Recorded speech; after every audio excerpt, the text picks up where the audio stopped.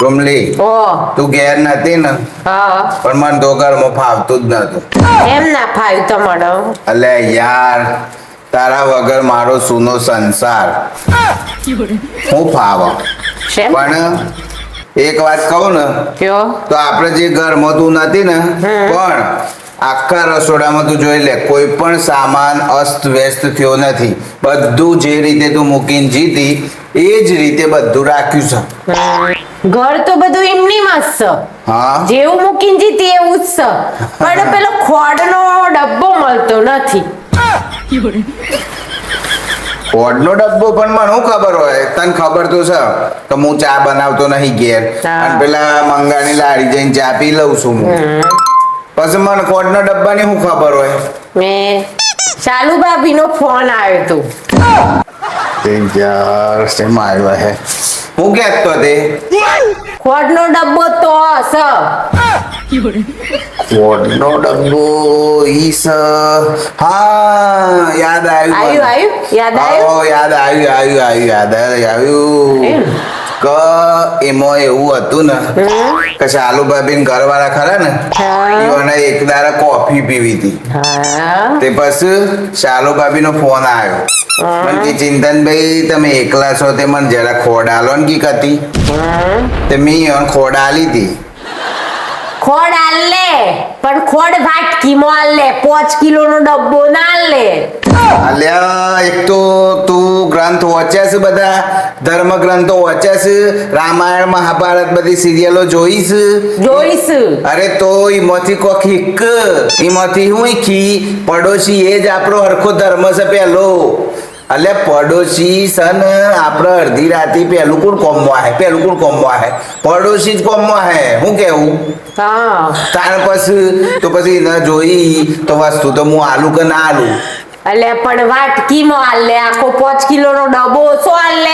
આજ સન તારા મન જ આટલું નોનું છે કતી દિલ મોટું કર આ બધું નોનું જોજો કર્યા વગર અને મારા ઉપર આટલા બધા આક્ષેપો લગાવું છે પણ પોતાના તો 18 ઓકાશ એ ખબર છે મારા શી રીતે 18 ઓકાશ બતાવો.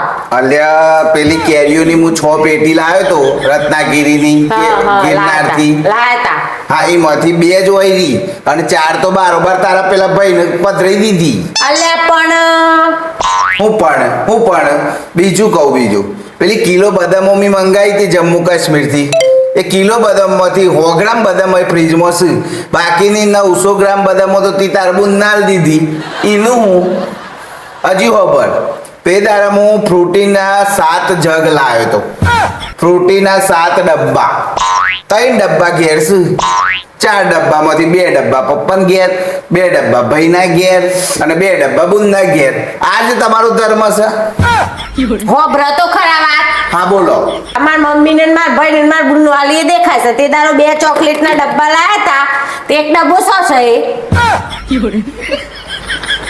જેની શોલે લાયા હતા શાનુન સોરાઓ લે લાયા હતા.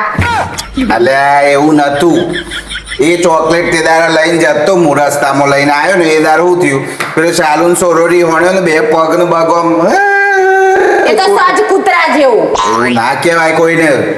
તે પછી રોયો ને તેમાંથી 2 ચોકલેટ આલી મોએ તે શાલુ ભાભી ના 2 ચોકલેટ આલી નાખો ડબ્બો એ આલ દીધો પણ હોબ ભર તો ખરો. હું આબરૂ પછી શાલુ ભાભી એમ કહ્યું કે તાને ચિંતનભાઈ આ ચોકલેટ તો માર સોરાન હારી ભાઈ તમે આખો ડબ્બો આલ દો. તમે કહો જુઓ પાડોશી જ પેલો આવવાનું છે ને કોમો એમ કહીને આ બધું મેં હાલ લીધો આખો ડબ્બો. બધું હાલ લેવો ખોડે હાલ લેવો ચોકલેટો હાલ લેવો ગોળે હાલ લેવો બધું પાડોશી ઘેર હાલ લેવો તમે જતા રહો પાડોશી ઘેર. અલી હું તો ચાંદનો જવા તૈયાર છું પણ તું નહીં જવા દેતી. હું બોલ્યા એટલે આ બધું હાલવાનું હોય એમ વાત છે યાર. પાડોશી ઘરમાં વાળા ઉતરી પડ્યા છે. જો હોબરી લ્યો આપણે કરવો કાજુ બદામ નથી કાલે કાજુ બદામ લેવા જવાનો છે તેમાંથી એક પણ કાજુ કે બદામ જોયા પછી થવું ના જોઈએ. પડોશી ધર્મ કરી પડોશીના ઘેરે એક કાજુ ના જવું જોઈએ. નકર તો મને કાજુ જેવા કરી નાખે પેલા બનાના શેક માં ઘાલીને વાટીનું. અલે પણ હારું પણ નહીં. હા ભાઈ ની આલુ કશું બસ અને એક કોમ કરું હું ચાલુ ભાભીને ઘેર જઈને પેલો ડબ્બો લઈ આવું પાછું શાલુ ભાભીને ઘેર અલે ડબ્બો લઈ આવું ખોડનો નથી લઈ આવવાનો આમ રાખે શાલુ વાપરે હું નવો લાવી અલે લઈ આવું પણ ના ના અત્યારે એ બી એકલી હે તમાર ખોટનો ડબ્બો લેવા જવો હે એ યાર કઈ મુરાડી પાકી સા તો એકે મારો પ્લાન જ સફળ થવા નહીં દેતી મુરાડી કાન કેસો મુરાડી નહીં મોરારી બાપુની વાત છે મોરારી બાપુ સંત છે ને આપણા બિચારા એ કેટલા સંત મહાન છે એવા વિચારો તો રાખ હતી લોકો આગળ આમ કઈ આલ દીધું એવું હોવું જોઈએ કોકને મદદ કરે તો હાલ દેવું જોઈએ અને આ તો નહીં હાલું લાવો.